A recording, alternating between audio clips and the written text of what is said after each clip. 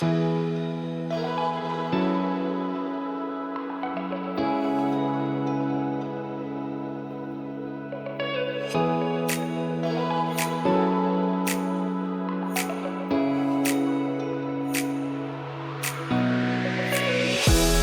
everyone. I'm Louise Gittleman, and here we are with the First Lady of Nutrition podcast, a very, very special guest. He's actually one of my favorite nutrition writers of all time. He's a Renaissance man, to be exact. His name is Jonny Bowden, and not only is he a wonderful nutritionist and the author of many best-selling books, but he's a musician, he's an athlete, and he, of all writers, is the most engaging and most impeccable. So I want to welcome you, my best-selling author friend, and ask, how are you today? I'm great. How are you? I'm wonderful, and I know you want to speak about a subject which is near and dear to your heart. And I think this is so innovative, and that's the whole topic of medical bullying. So tell me what being a medical bully is all about. Well, you know, it's interesting because when your assistant asked me what would I like to talk about, I didn't really at first think it was going to be that. I thought, well, gosh, you know, I'd love to talk about my book that just came out, Living Low Carb, or the book that's about to come out, The Great Cholesterol Myth, the revised edition. And then I thought, what do these things have in common? Well, they're both reactions to medical bullying, to doctors saying you must take a statin drug and cholesterol causes heart disease, and we're not listening to any alternative theories, and carb diets are dangerous, and all of that stuff, really what they have in common, all the books I've written really kind of have a truth to power kind of vibe to them, if you will. And that's why I kind of picked medical bullying. I'll give you a perfect example. I have a very dear friend. She is in her 60s. She is not a pound overweight. She exercises at Equinox fanatically 5 or 6 times a week. She eats fabulously. Her cholesterol is elevated from what they consider to be the normal amount. And her doctor told her that if she doesn't go on a statin drug, he will stop seeing her as a patient. That's medical bullying. She does not need a statin drug. Okay, that's medicine by prescription and by the numbers, not by the patient. So we're not in the era of the doctor knows best anymore. Well, for many people we are, and that's kind of what you and I make our careers doing, saying, guys, the doctor doesn't always know best. I mean, sometimes they do, but you know, to assume that everything your doctor tells you is true because he's a doctor is just ludicrous.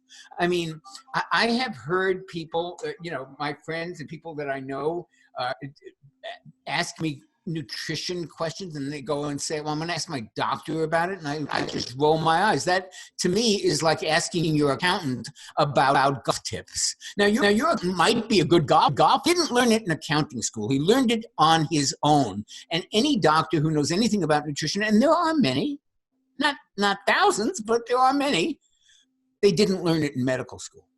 So when I remember, I mean, here's a great example, personal life, medical bullying. My mother was in the hospital the last time she ever was in the hospital because she died there.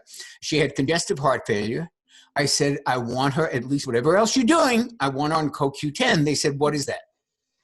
Oh my goodness. I printed out, this is pre-internet, I printed out 50, count them, 50 pages of research from the NIH, from the PubMed.gov, which is the National Institute of Medicine library. Every published study in the world is on there. I printed out 50 pages of research on congestive heart failure and coenzyme Q10.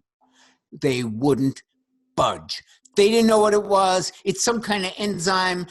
We don't give that stuff.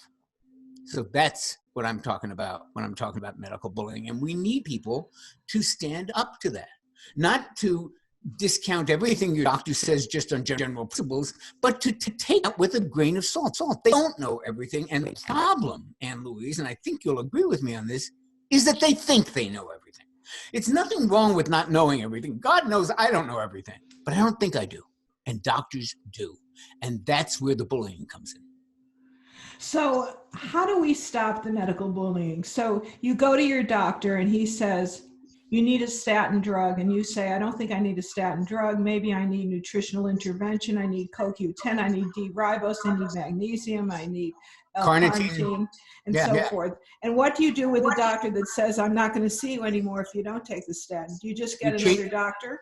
That's what I recommend, my friends. As soon as a doctor says, I don't care what your particle count is, I don't even know what that is, I don't care what your inflammatory markers are, I just know that your total cholesterol is over 200, you need to be on a statin, I change doctors. That's a So, dying breed. Hopefully they'll be gone soon. But they're so still very much around. where could my listeners get a wonderful listing of functional or integrative medicine doctors that would be able to work as a partner in their own health journey? That very well put. What I always tell people is there is a very wonderful resource in front of our noses. The Institute for Functional Medicine is what started the whole functional medicine thing in the first place. That's Jeffrey Bland. Used to be Jeffrey Bland's group. He invented the term functional medicine, as you well know. Yes. And the Institute of Functional Medicine has a little tab on their website called Find a Practitioner.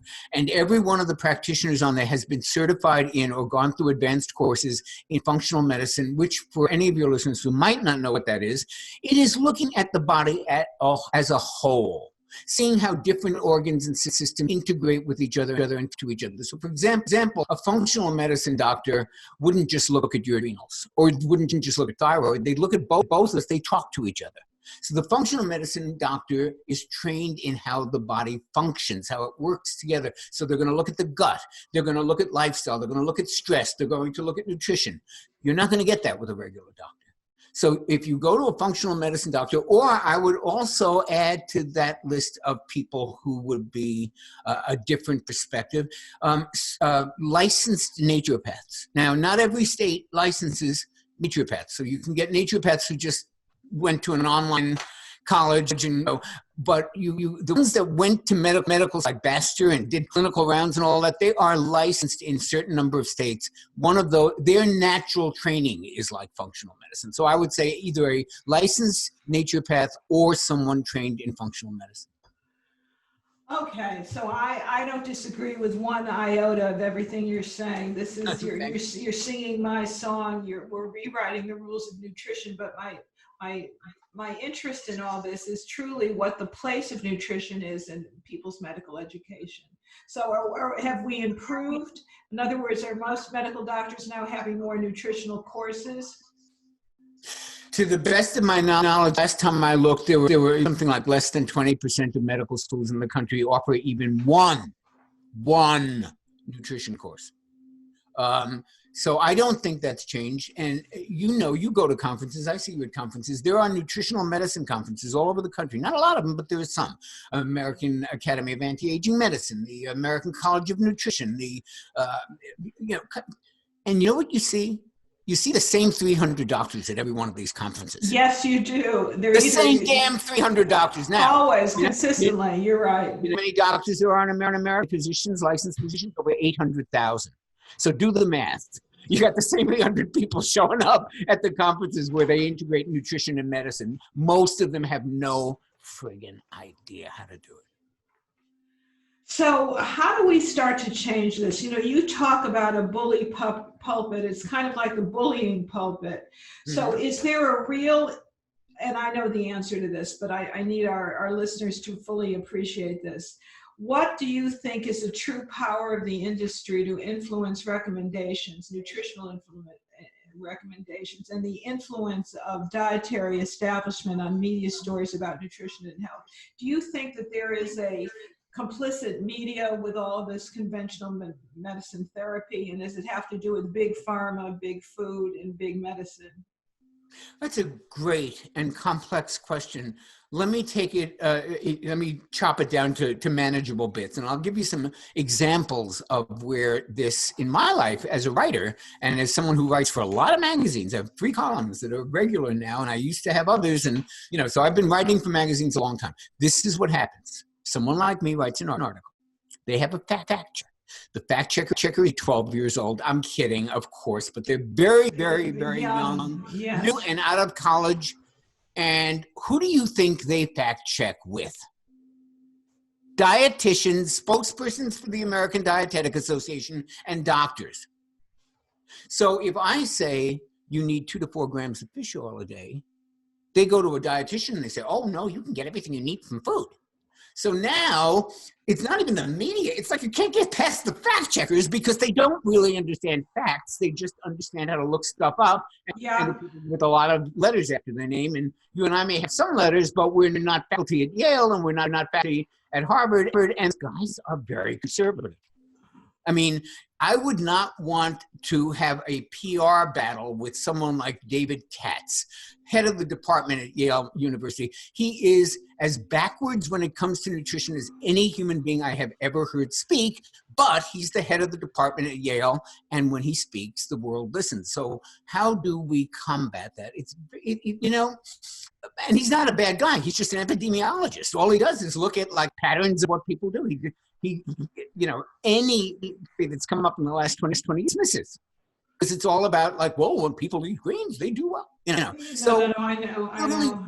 You're looking at a very different way of looking at things. And unfortunately, the deck is kind of loaded in favor of these people because they're the ones the fact checkers go to. They're the ones the magazine editors go to because they don't want to publish something that they could be sued for. So who are they going to get approval from? A very conservative mainstream doctor. And that's kind of the challenge we have in getting our message to the public. I will tell you something else that I'll bet your audience doesn't know. And I don't know the last time you worked with companies,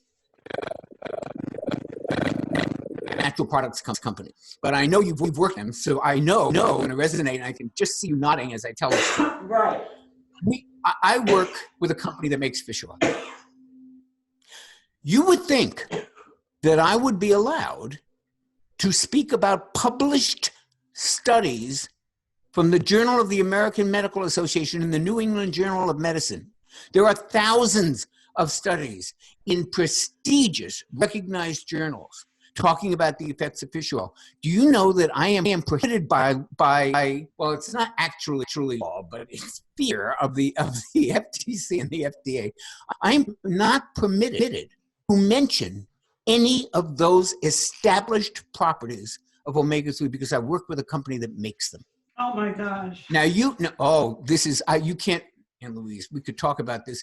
I've done infomercials where we had to take a break. I had to get on the phone with the legal department and we would have shouting matches. And I said, I'm showing a study that was published in JAMA. You're telling me I can't do that? They said, yep, we're telling you can't do that. Unbelievable. The FDA will come down on us. Now, compare that to these BS commercials you see for every drug in the world, where they use every cycle. And I trained in psychology. I have a master's in psychology. This stuff is old hat to me. They use all of the things that communicate feelings and information, like music. Yes. Like so you'll see this beautiful music and you'll see people, leaping through the fields and all that. And then a much lower volume, almost indecipherable, they will have someone read all the side effects. Which are deadly. Yeah, which are deadly. It can eat your flesh and it can destroy your heart. Meanwhile, people are dancing, music is uplifting, and that's how they communicate what their drugs do. We can't even say that fish oil lowers inflammation. And you know what else they're up to next? They're going to make inflammation, which I know you must have talked about a million times because it's one of your themes in life, just like it's one of my themes in life. You are going to mark my words, they are going to make inflammation a disease, and you will not even be able to say that any of these supplements are anti-inflammatory because you will be making a disease claim. It's already started to happen. I won't mention the companies, but I worked with a company or two where I was reading an article about the anti-inflammatory properties of some supplements. They said, oh, you can't say that anymore. Are you kidding? Well, what do you think we take this supplement for? Oh my gosh. It's an antioxidant, anti-inflammatory. We can't say that? No, you can't, because inflammation is kind of flirting with a medical condition. So this is rather alarming, and I know if we talk about the creation and marketing of the low-fat diet, for example, can you take us through that? I mean, that's an area that you and I both share in common. What was the question? It was a mythology of the efficacy of the low-fat diet. Explain the kind of bullying that went on with the creation and marketing of that whole concept. Oh, you got an hour? Yeah. Let me do a shameless plug for a wonderful documentary that you're going to want to see and tell people about as soon as it starts to become available. It just premiered out here in March last week in California, and it's headed for Amazon, but it may be a few months before it's on there. And it's called Fat Fiction. And the movie stars Mark Hyman as the narrator. I'm in it. Dr. Timothy Noakes is in it. Gary Taubes is in it. Nina Eichlock is in it. Sarah, all these biggies in the low carb movement are in it. And they tell the story of how we got hoodwinked on this low fat nonsense. And it is an incredible story. And I'll tell you, the fact that you and I are recording this during this coronavirus scare, there is a wonderful opportunity here to explain what happened during the low fat years. So the way we're all scared of the coronavirus, so in the 50s, you had Dwight Eisenhower was the president, and he was beloved. This is pre-partisan politics when the country kind of united again. It just wasn't like it is today. And everybody loved Eisenhower. I mean, Mike, I'm a Democrat. I loved Eisenhower. Everybody loved Eisenhower. Everybody liked Ike. Everybody liked Ike. He's a nice guy. He was a smart guy. He was a war hero. He was a general. And Okay, so he gets a heart attack in office. And the country kind of went, I wouldn't say as crazy as it's going today, but remember, heart attacks weren't common. People didn't know about heart disease. It was the 50s. It's like, what is this stuff? I mean, there was not even a profession called cardiology until like the 20s. So we're not talking about something that everybody knew about in 1955. It was just people dropping of heart attacks. So here's Eisenhower with this heart attack. And everybody started scrambling in this kind of coronavirus type terror. Like, what are we going to do? There's an epidemic. Now, into that morass, there was an extremely authoritarian, I know best kind of a guy who stepped into the void and said, I have the answer. And his name was Ancel Keys. We've gone through this. I mean, this is an old story. It's been told by all the low carb people many times. I tell it in both Living Low Carb and in The Great Cholesterol, because it's a very central story to how we wound up in this place. And Ancel Keys, based on pretty much Nuff's observations and his trips to Italy, decided that the Mediterranean diet was so healthy because it didn't have saturated fat in it. Now, number one, he was wrong about that. Number two, he had no data about that, but he believed it. And what he did was an epidemiological study where he looked at 7 different countries. And sure enough, he found a correlation between how much fat they eat and how much heart disease they had. Now, that study couldn't even get published today. It was so bad. But it showed a trend. Now, he ignored a lot of data. Somehow, it didn't make it into the 70s. I don't know why. They eat a saturated fat and they have no heart disease. At least they didn't at the time. They weren't eating American diet at the time. So he kind of cherry-picked the evidence, picked the countries where there was a correlation. There were plenty of countries where there was no correlation. Collected the data in a sloppy manner. He collected one of the areas in Greece was collected during Lent, when people were giving up food and stuff. So, it's not a representative study at all of what they were really eating. No. So he came up with this thing, and he was he was just think, I don't know what a modern version of this guy would be, but he was a very, very persuasive, authoritarian, tolerated dissent, and he somehow got his theories accepted by the powers that be. And the American Heart Association went along, and the government. Now remember, everyone's panicked. We have no idea what heart disease is, what's causing heart disease. So this guy's walking in and said, I've got the solution. People tend to listen. And somehow this became the consensus advice in the 80s. And there's always been an active and vocal minority saying, this is BS. George Mann, one of the researchers framing him, said this was the biggest scam ever perpetrated on the American people. So there were all the people who doubted, but the powers that be were able to control the messaging.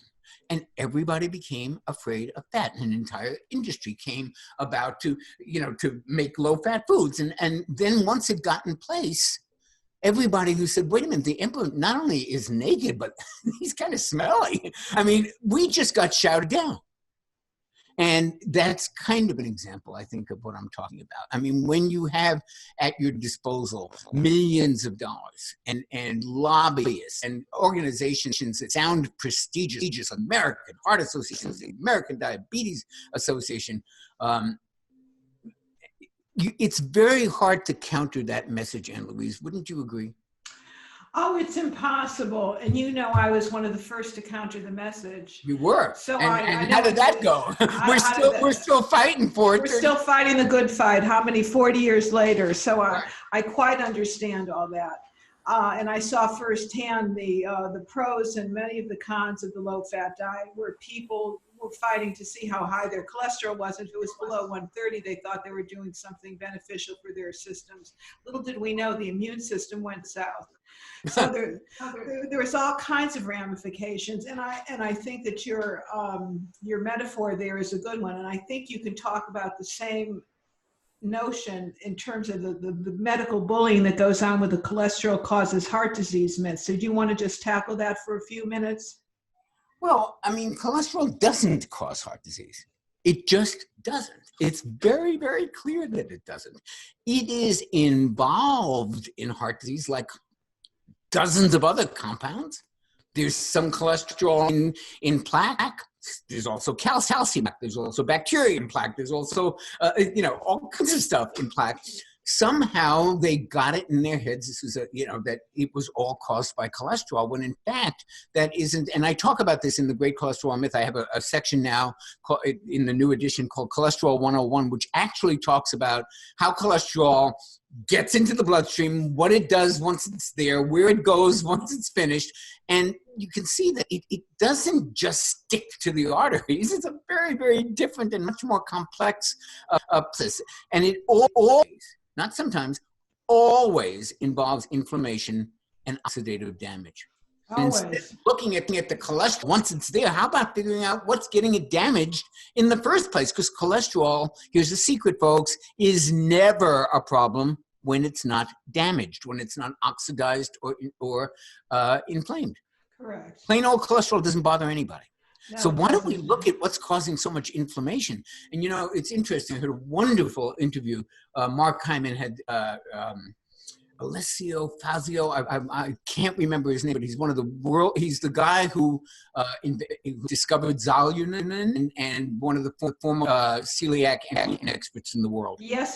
That's where I recognize his name. Yeah. I just don't remember how to pronounce it.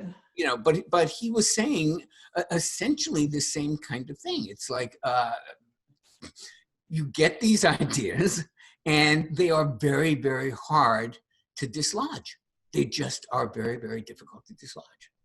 I know that because perception becomes reality, and it's still very hard to dislodge the low-fat myth, as well as the cholesterol heart disease myth, and that statins certainly prevent it. Any other big examples of medical bullying that you can think of? Yeah. Oh, yeah. Just I'm like a wind-up doll on this. But you know what I was going to say with I think it's Fazio. Fazio is his last name. I'm not sure. Don't kill me on that. But this gluten expert, and he is internationally known for this. It's FASSIO, by the way. That's exactly who it is. And you know what he told Mark Hyman? He said, when we first started researching celiac and gluten sensitivities, they laughed at us. They bullied us. They basically, that can't be true. If it's not celiac, it doesn't. There wasn't gluten sensitivity. They did the same thing. The same thing to McCulley, the discoverer of homocysteine. Homocysteine, yes. He was a researcher, wasn't he? And he says, you know what? I'm looking at this data, and it seems that homocysteine is more related to heart disease than cholesterol. You know what wound up happening to him? His lab was moved to the basement. His funding was cut off. His research assistants, they literally drove him out of Harvard. Oh, and 25 years later, they reinstated him. He's back at Harvard now.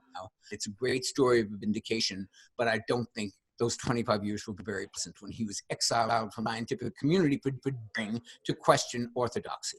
That's bullying. How about another one? Fibromyalgia. That's all you got to say. How many women were told that's all in their head? How many women were put on antidepressants as the only treatment for fibro because it's clearly all in your head? I mean, there's probably a list of a dozen diseases like that. Yes, or the medicalization of menopause. Oh, exactly. The guy whose name I'm still not getting right mentioned that leaky gut, which is, as you know, a cornerstone of the belief system and theories of all of us in this integrative or functional nutrition world. That used to be believed to be a fiction, made up. There's no such thing as intestinal permeability or leaky gut. No, it can't be. And he talked about how they were almost laughed out of the profession for even discussing that. Now, of course, it is an accepted thing. Truth.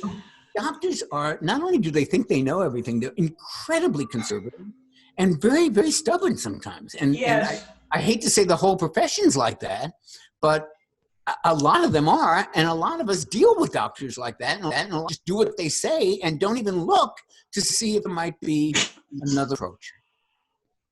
I have another question for you. What do you think is on the horizon for nutrition? In other words, what are going to be some of the other issues that are going to become a medical bullying issue? What are the horizons? What is on the what are we looking at? I mean, we've finished with gluten, hopefully. The gluten revolution or gluten awareness has now subsided. We're talking about glyphosates. We're talking about nano aluminum. Maybe we're talking about EMS, but what is on the next horizon in terms of nutrition? Well, I don't know whether this really goes to medical bullying. The people who do medical bullying are able to bully over almost anything. So we really don't know what the next thing they're going to pick is. But I think what's on the horizon for the field of nutrition is the same thing that's on the horizon for the field of medicine, and that is personalized medicine, personalized nutrition. I think we are going to move away from them. We've been saying, you and I have been saying, along with our colleagues, one diet never works for everybody. There's no one size fits all in diets. We've been saying it, but people still look for it. They still think to find the magic diet magazine and or what celebrities lost weight on, and that's got to be the diet. They still tend to think that, but I think that the cutting edge of nutrition is going to say, let's really investigate individual characteristics. I know that a lot of people are trying to build their diets based on DNA testing. I think that that's not up for prime time yet. I don't think the things like 23andMe and some of these things are enough to build a diet on. They're kind of very interesting, like astrology charts. You know what I mean? They have some things. Oh, that could be true, but I don't. 30,000 genes. They say 10-9. So I don't think it's really enough. But I do think that field is going to explode. It's going to get more sophisticated, and we will be able to tell somebody how much vitamin D they need, and whether they do better on carbs or protein or fat. And I think we will get better at personalized nutrition, and just as we're getting better at personalized medicine. And what's on the horizon for Jonny Bowden, my friend, as we wind up the First Lady of Nutrition podcast? I am very, very excited about the Great Cholesterol Myth coming out and about it being a companion piece to Living Low Carb. I'm excited about the movie, the Fat Fiction. And I just am going to be promoting those things and talking about issues that are talked about in those books, which is everything you and I have talked about today, from medical bullying, but more importantly to things like cholesterol and its relationship to heart disease, and low carb diets and their relation to health, and all of the stuff that really the media just does not really cover fairly. And I'm just going to be out there being, like you, another voice, hopefully getting some people to listen and making changes in some people's lives. And hopefully that will at some point reach a tipping point, and more people will insist on that kind of personal integrative medicine, and will stop listening to doctors who never opened a nutrition textbook in their lives. Yes. And so if we were to synthesize all the wonderful major points that you've covered, I think number one is if your doctor doesn't agree to be a partner in your own health journey, find another doctor, fire your doctor. That's number one. And then you can look at the Institute of Functional Medicine and find a practitioner on that particular website. Yes. All right, so that's number one. Number two, that there are a lot of myths out there that have been subject to medical bullying, and that's because they've become kind of truths in the American lexicon, or the American, how do we say this, in the in the general public because they've been perpetuated for so long. Sure. And that doesn't mean they're true by any means. And then the other thing I think is important is to really be able to see through the power of the industry to kind of manipulate our perceptions of what's true and what's not. I couldn't say it better. Well, you gave me your wonderful talking point, so you did say it better. But I don't know about that. And that's because you're one of my very favorite writers. So I want to thank you so much. Oh. So what should everybody be looking for? Where do they find you, Jonny Bowden? JonnyBowden.com is my website, and there's no H in Johnny, JonnyBowden. Also on Twitter, Jonny Bowden, Facebook, Dr. Bowden, and Instagram at Jonny Bowden, JonnyBowden. And where do your columns appear? Better nutrition, clean eating. I have an Ask Jonny Bowden column. It used to be called Ask the Doc, and I for 7 years, and I write for Whole Foods magazine as well, once a month. Very lovely. So I want to thank you again. Lots of love to you. Stay safe. Thank you. Hi, everybody. I'm Louise here with just one more thing. Thank you so much for being a fan of my work. And if you like this video, please check out all my other videos. Please subscribe to my channel and turn on notifications.